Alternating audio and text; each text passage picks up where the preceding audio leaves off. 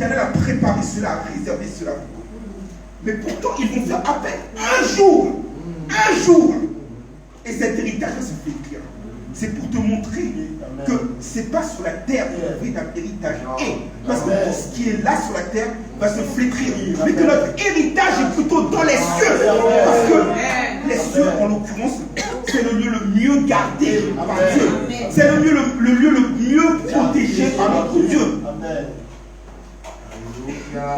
Et on le voit, c'est l'opposition avec les riches. Regardez l'avertissement que donne l'apôtre Jacques en Jacques 1er verset 11 aux riches. Eh bien, leurs entreprises se flétrissent. Cela veut dire qu'en l'occurrence, nous devons faire attention à là où se trouve notre affection. Parce que toutes ces choses-là sont amenées sur le fil. Nous devons séparer le fil du précieux parce qu'elles sont amenées à disparaître. Et l'autre caractère de cet héritage, c'est qu'il est réservé. Réservé. Ça veut dire que c'est un verset que nous aimons bien citer ici. Philippiens 1er verset 6. La bonne œuvre que Dieu a fait en nous, il la rendra parfaite jusqu'au jour de Christ. Ça veut dire quoi? Ça veut dire que quand Dieu donne la vision, il donne la provision. Quand Dieu donne un objectif, il donne les moyens d'être objectif. Parce qu'on nous dit que parfois on parle de la volonté de Dieu, on parle de la volonté de Dieu permissive. C'est-à-dire que, par exemple, Dieu veut que tous les hommes soient sauvés, mais ceux-ci refusent leur salut. On ne peut pas dire que ce n'est pas Dieu qui ne veut pas, c'est nous qui refusons. Mais parfois il y a des choses où la volonté de Dieu est irrévocable. C'est-à-dire que lorsque Dieu veut que tu sois une chose, tu la sauras quand même. Si Dieu veut que tu sois héritier de son royaume, il fera tout ce qui est en son pouvoir pour te permettre d'hériter de son royaume. Et comment il le fait? Comment il le fait? Il le réserve. Réserve. Regardez, ce n'est pas réservé comme je vais réserver un billet d'avion. Et je vais vous donner une anecdote qui va peut-être vous faire très certain pour vous ramener à une autre époque. En 1998, c'était la première fois que je partais en Haïti.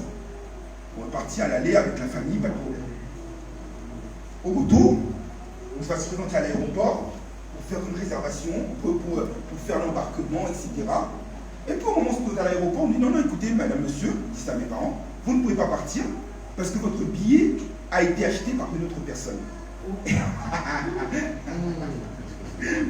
Alors, ça veut dire que le billet, écoute-moi bien, il a été réservé, il a été acheté, le vol était précis, et pourtant une autre personne l'a acheté. Combien de fois ça ne nous arrive pas? Tu vas dans un magasin, tu vois une belle chemise, tu dis écoutez, mettez-le moi de côté, je vous donne un jour. Tu le réserves, d'accord avec moi? Et pourtant, hop, une personne arrive, elle le prend. Mais là, la différence qu'il y a, c'est que celui qui garde, qui a réservé à l'autorité suprême, c'est qu'à partir du moment où il a réservé, c'est une réservation irrévocable. Amen. Et il nous garde en sécurité. Amen. Regardez, je vous donne un exemple, parce qu'il faut imiter la foi des anciens et considérer avec leur fin. Alléluia. Noé, ce prédicateur de la justice, avait vu son salut réservé par l'Éternel avant que le déluge arrive. Amen. Noé s'est conservé par la foi en la présence de Dieu. Amen. Le déluge est passé, amen. Noé n'a pas été atteint. Amen. De la même manière, dans les 7 églises de l'Apocalypse, toutes les églises ont des problèmes. La Odyssée étant la pire de toutes. Eh bien, Philadelphie, Jésus va être élogieux envers Philadelphie. Et il va dire que, de la même manière que cette église a gardé la foi, en Apocalypse 3, verset 10, de la même manière, Jésus va la garder lors de la tentation qui va venir sur le monde. Et cette sécurité est là. Parce que notre Dieu est un Dieu de sécurité. Il est celui qui, comme le dit le serviteur Jude dans son épître au verset 24, peut nous garder de toutes choses et nous rendre irréprochables à l'ivresse. C'est pourquoi que lorsque vous voyez que Dieu réserve votre héritage, il ne doit pas y avoir de crainte de notre part, parce qu'il a réservé, et que ceux auxquels il a réservé cet héritage l'appartiennent, et ceux qui l'appartiennent demeurent dans la crainte de son nom. Or, que nous dit le psaume 34, verset 8, l'ange de l'Éternel campe autour de ceux qui le craignent et les arrache. D'accord, si Dieu sent qu'une personne va venir pour t'empêcher de prendre cet héritage, il va t'arracher pour que tu n'aies pas le droit de cet héritage. C'est ce qui nous réserve. C'est ce qui nous réserve. Il nous garde pour que nous puissions être en mesure d'échapper à la tribulation, d'échapper à la condamnation.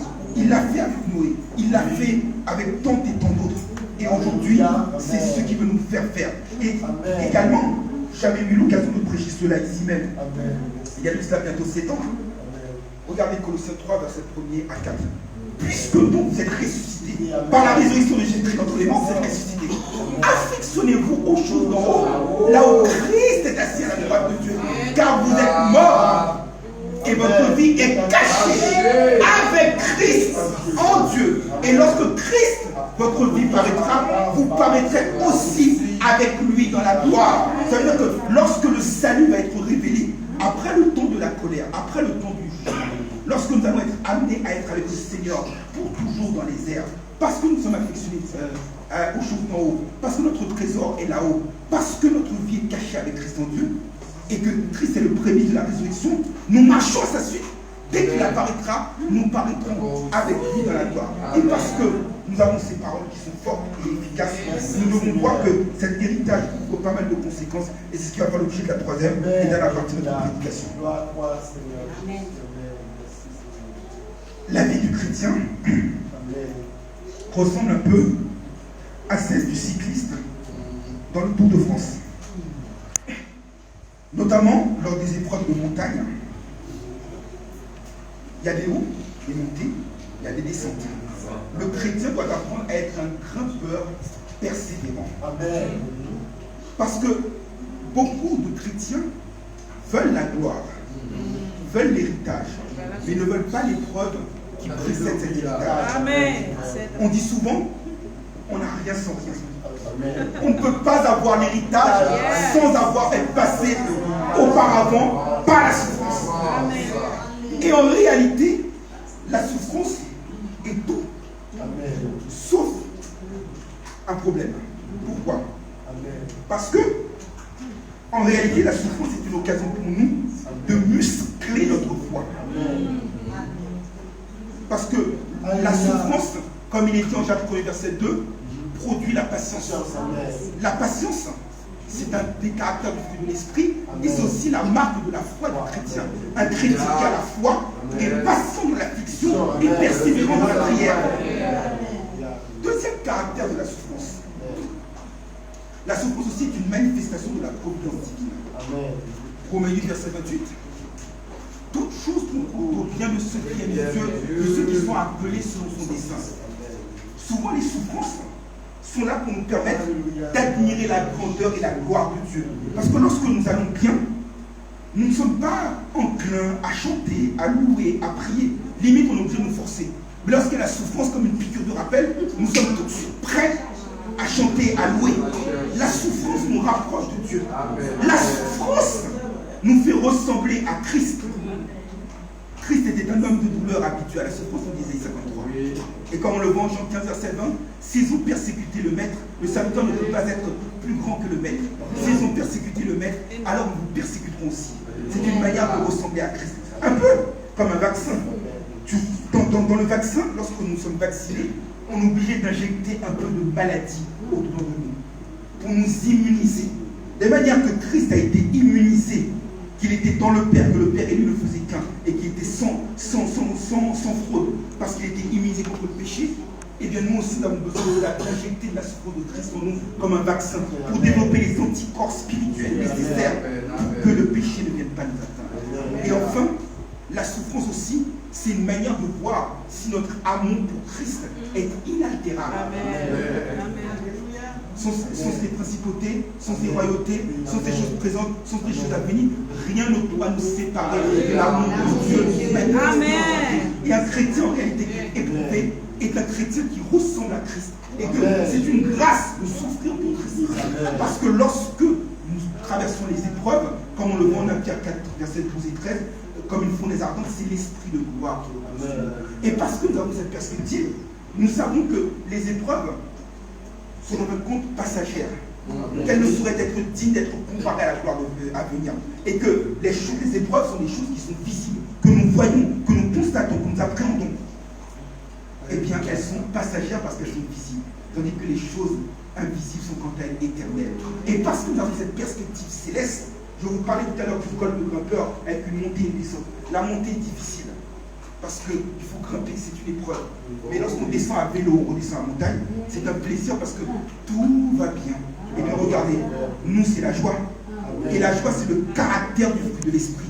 C'est un sentiment de bien-être profond qui est indépendant des circonstances parce que je sais que tout va bien entre mon Dieu et moi. Et le véritable chrétien qui est héritier de Dieu et co-héritier de Christ doit être dans la joie, il doit se réjouir en espérance, y compris dans les épreuves. Parce que c'est que les épreuves vont finir un jour. Que notre Dieu change la malédiction en bénédiction.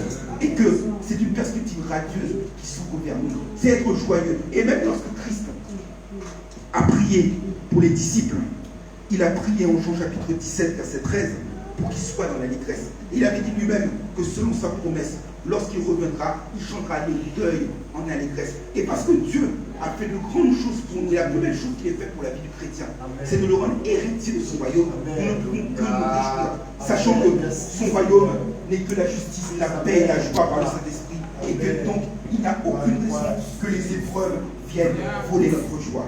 Ainsi donc, mes frères et sœurs, pour terminer, ce matin, notre Seigneur, notre Père, nous a gâtés. Il nous a gâtés d'une bénédiction extraordinaire en nous réservant un héritage. À nous d'accepter cette succession. À nous d'accepter de prendre possession de cet héritage réservé pour nous dès avant la fondation du monde. Nous devons le faire, non pas en ayant un esprit de crainte, non pas en ayant un esprit de timidité, mais en ayant un esprit d'adoption par lequel nous crions Abba Père. Parce que notre Dieu est un Dieu de victoire, est un Dieu de joie. Il nous donne la victoire par la foi. Et ce qu'il nous demande, ce à quoi il fait appel ce matin, ce n'est pas à nos peurs les plus folles, mais il fait appel à nos espoirs les plus merveilleux, les plus fous. Sachant qu'il nous a fait cette promesse en Apocalypse 21, verset 7. Celui qui vaincra héritera ces choses. Je serai son Dieu, il sera mon fils. Amen.